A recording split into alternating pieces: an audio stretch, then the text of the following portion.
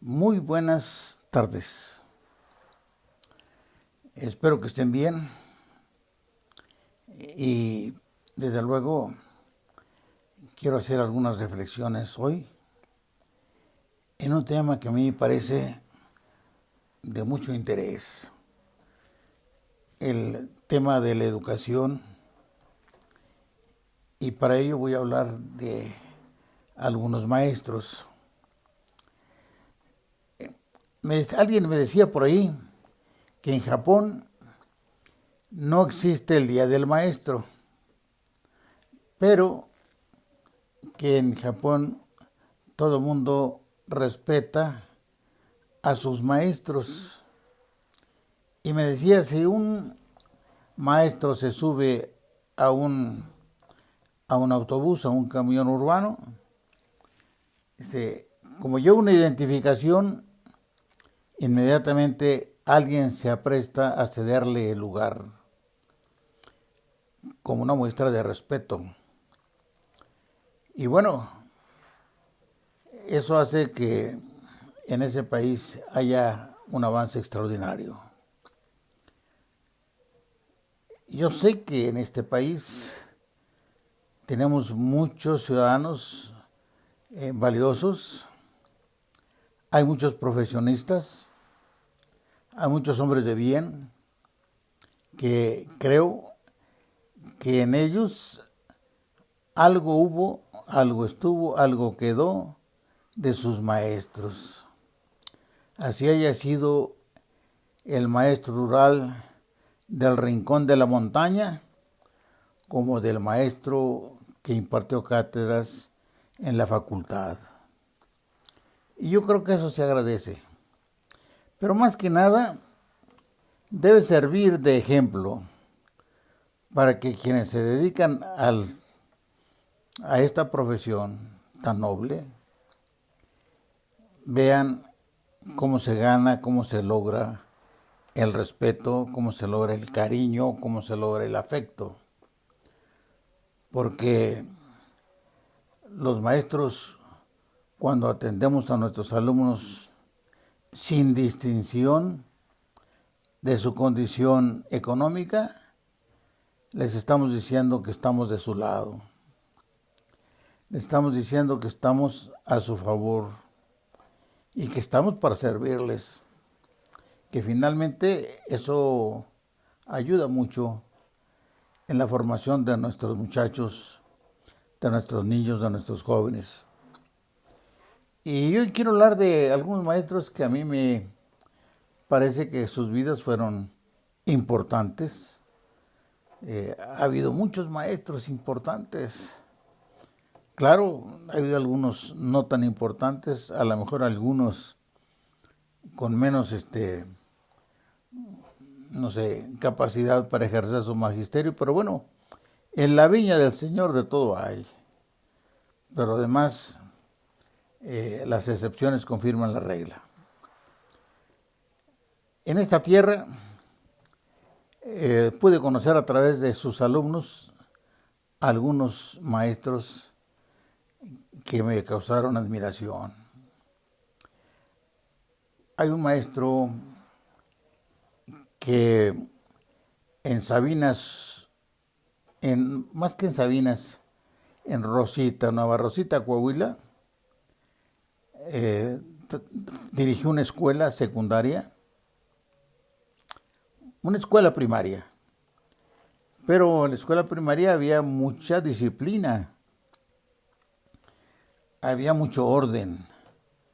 Los niños iban con su pelo corto, con sus zapatos limpios, lustrados, las niñas con la falda a la medida. Los baños de esa escuela siempre estaban limpios. No hubo pintas en la escuela, tampoco en los baños, tampoco en los pupitres. Era una escuela modelo. Pero además era una escuela que tenía disciplina. Me refiero al maestro Fortunato Gutiérrez. Fortunato Gutiérrez, para tener una idea de cómo era, un día recibe en su escuela a un exalumno convertido en un funcionario público de educación, ya jefe de él. Pero llega tarde y antes de comenzar la ceremonia y a punto de iniciar la ceremonia, le dice a sus maestros, vamos a iniciar nuestra sesión, nuestros honores a la bandera, vamos a iniciarlos. Y le dice uno de ellos, pero no ha llegado el señor subsecretario. Le dice, bueno, nosotros aquí no le enseñamos a ser indisciplinado, nosotros le enseñamos a ser ordenado, nosotros le enseñamos a ser puntual. Bueno, vamos a comenzar. Comienza la ceremonia. Los maestros atendieron la orden del director, la orden del maestro Fortunato. Y llega enseguida el funcionario a la carrera y disculpándose, disculpe maestro. Le dijo, oye, le dice así, dice, aquí no te enseñamos a ser impuntual. Aquí te enseñamos a ser puntual. Delante de todos le habló así a su jefe. Tenía autoridad moral. Ese era Fortunato Gutiérrez. Hoy una escuela secundaria lleva su nombre en Nueva Rosita. Me parece que ese es un buen ejemplo de maestros. Pero hay otro, también de esta tierra, que me tocó conocer a través de uno de sus alumnos. Estando de secretario de Educación aquí, mi alumno José Luis García tuvo la feliz idea de organizar un homenaje a todos los maestros coahuilenses distinguidos. Por cierto, que eso le agradó al gobernador Eliseo Mendoza. Y yo estaba ahí cuando, dice Eliseo Mendoza, tenía que ocurrírsele un tamaulipeco. Pero bueno, comento esto para entrar en contexto, porque uno de los...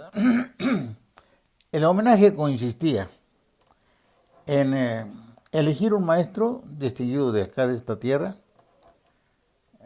buscar quien se encargara de hablar de su vida, preferentemente exalumnos.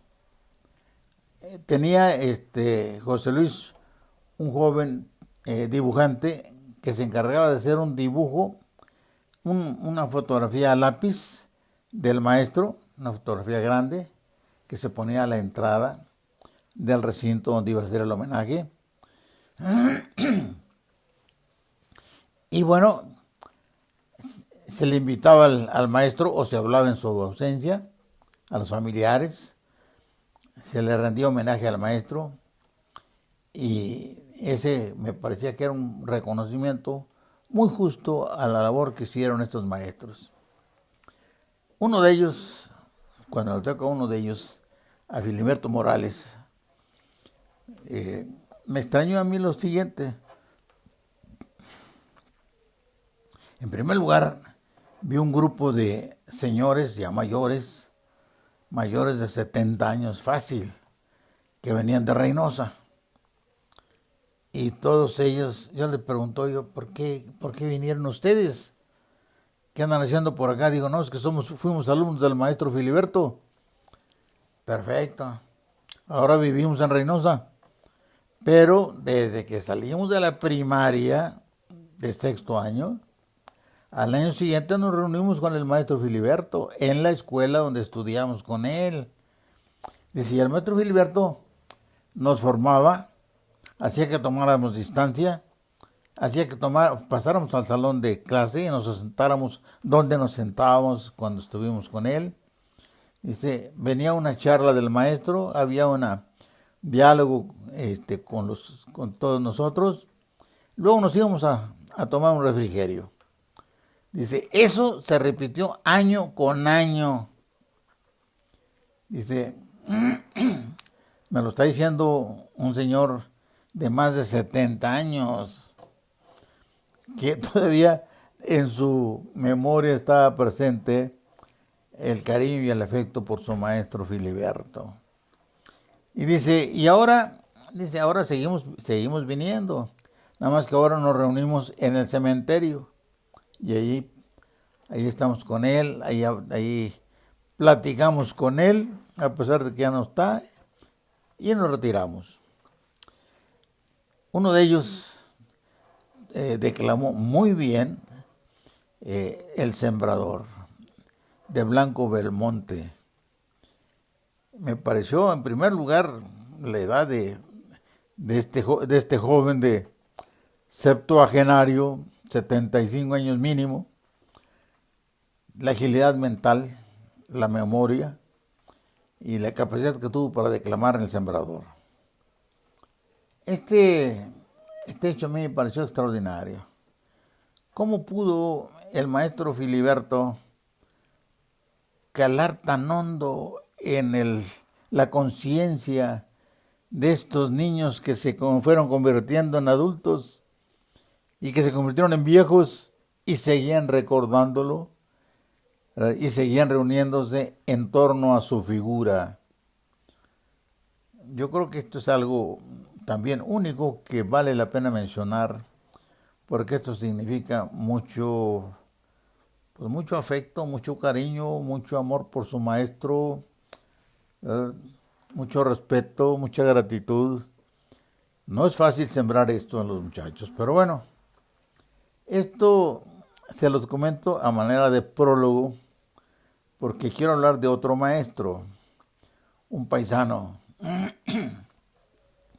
Andrés Osuna Hinojosa.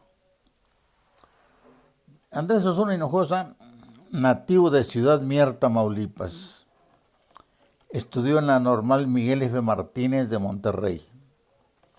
Y en su época, fines del 1800, era de los pocos maestros que tenían título normalista. Y eso le permitió formar parte de los fundadores de la Benemérita Escuela Normal de Coahuila. Andrés Osuna fue todo un personaje. La Normal de Coahuila se funda en el 94. Y se funda después de haber el gobernador de la época envía un grupo de maestros a Veracruz, a Jalapa, para pedirle al maestro Repsamen que les recomendara una persona, un maestro, para que se hiciera cargo de la escuela normal que se iba a iniciar en 1894. Así viene a dar acá el maestro Borgar, Luis A. Borgar, quien dirige la escuela por 4 años, pero en ese inter ya estaba trabajando Andrés Osuna como maestro y se les ocurrió, no sé a quién, pero Andrés Osuna se encargó de llevar a un grupo de jóvenes estudiantes a Massachusetts, a Clearwater, Massachusetts. Se supone que ya estaba la educación, allá se estaba manejando la educación en los mejores términos. Había que a alguien se le ocurrió enviar a los jóvenes por allá y Carlos Osuna se encargó de llevarlos. Andrés Osuna, perdón. Después de su regreso, Andrés Osuna hay un periodo muy corto ahí después de Borgar. Un año está un maestro de director, por cierto, un maestro de canto, pero inmediatamente después, debe haber sido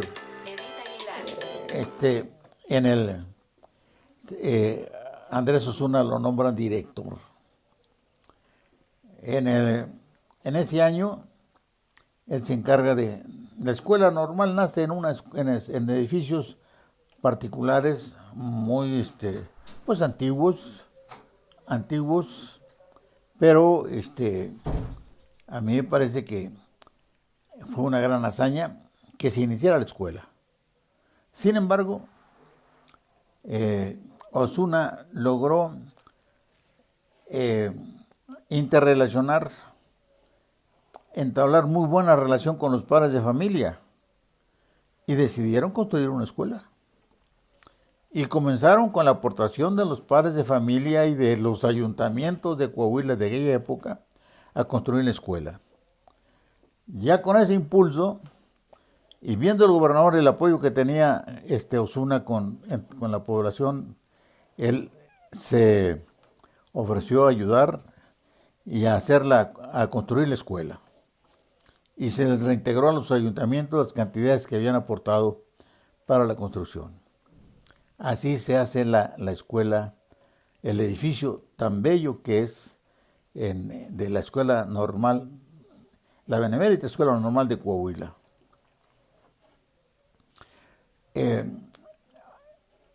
Osuna cumple con esta comisión, pero además a Osuna lo nombran director de educación en Coahuila. Pero en esa época la dirección de educación equivalía a la Secretaría de Educación de los actuales tiempos. Entonces, así se convierte Osuna en el primer secretario de Educación. En aquella ocasión se le llamó director de Educación de Coahuila, pero luego lo nombran, lo invitan a dirigir la educación en la Ciudad de México. Director de Educación, o secretario de Educación, en la Ciudad de México. Luego sigue como secretario de Educación en Tamaulipas y llega un momento en que a Osuna le ofrecen la gubernatura de Tamaulipas. Se convierte en gobernador de Tamaulipas. A mí me parece que toda esta carrera que yo les comento muy rápido es digna de mención. Tiene algunos libros Osuna, pero estamos hablando de fines del siglo XIX. Él logró, es más, creo que fue el director que más tiempo duró al frente de la Normal de Coahuila. A mí parece que él se hizo cargo de la escuela el 98 y le entregó el 1909. Ya a él le tocó estar en la inauguración del edificio, el bello edificio que tiene la Escuela Normal de Coahuila. Quise comentarles esto porque me parece interesante. Hay muchos otros casos más que vamos a seguir comentando, que espero que sirvan de ejemplo a los maestros jóvenes, porque estos maestros se volvieron inmortales, trascendieron en la vida. Estamos hablando de Osuna a más de un siglo de distancia por su obra. Creo que debe servir de ejemplo para que los verdaderos maestros jóvenes tomen ese ejemplo y se conviertan en algo similar, que de algo ha de servir. Eso es lo que hace que la patria se engrandezca, gracias a ese tipo de maestros. Me dio gusto saludarlos y espero que pronto tengamos oportunidad de comunicarnos a este medio. Muchas gracias, que estén bien, que la pasen feliz con sus familias. Gracias.